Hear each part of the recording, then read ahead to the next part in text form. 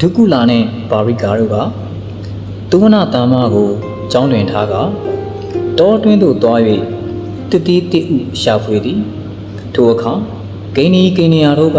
သူဝနာတာမတရုတ်သားကိုပြုစုဆောင်ရှောက်ကြသည်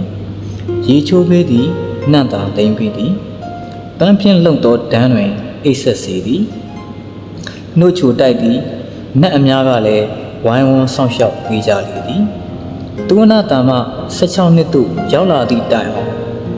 အမိအဖတို့သည်အစဉ်ဆောင်ရှောက်လျက်ကျောင်းသင်ခန်း၌နေစီလျက်မိမိတို့အလိုလိုသားလျင်တောသို့တစ်တီတစ်မြစ်တို့ကိုရှာအံ့သောငါသွားကြလေသည်တနေ့သောအခါရသေးလူသည်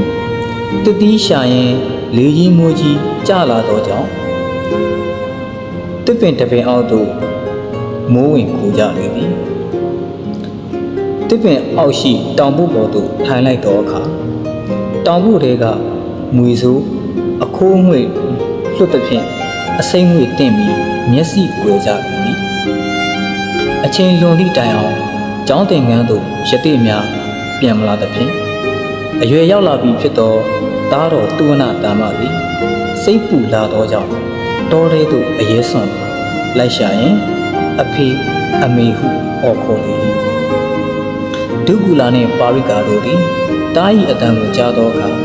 ချစ်သားဤရက်၌အန္တရာယ်ရှိသည်မလာနှင့်လမ်း၍ပြောကြသည်သူဝနာတာမသည်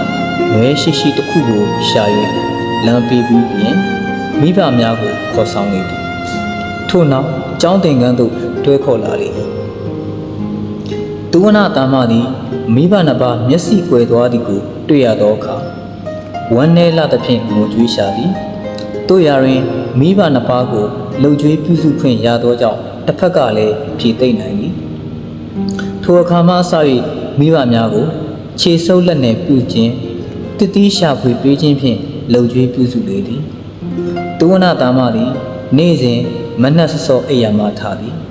မိဘနှစ်ပါးကိုရှိခိုး၍မိဂတမရာမြစ်သို့သွားသည်တောက်ရည်သုံးရည်ခတ်သည်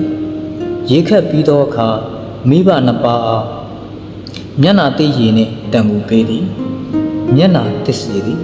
ထို့နောက်တစ်တီးများကျွေးသည်မိဘများစားပြီးမှမိမိစားသည်ပြီးလျင်မိဘနှစ်ပါးကိုရှိခိုး၍အဖော်တမင်များနှင့်အတူတစ်တီးရှာထွက်သည်ကိနီယာများကလည်းသူဝနာတာမကိုတစ်တီးကူရှာပေးကြသည်ညနေကျမ်းသို့ရောက်သောအခါသူဝနာတာမသည်တစ်တီးရှာရမှပြန်လာသည်ကျောင်းသင်ခန်းသို့ရောက်လျင်ရင်နွေးကျူသည်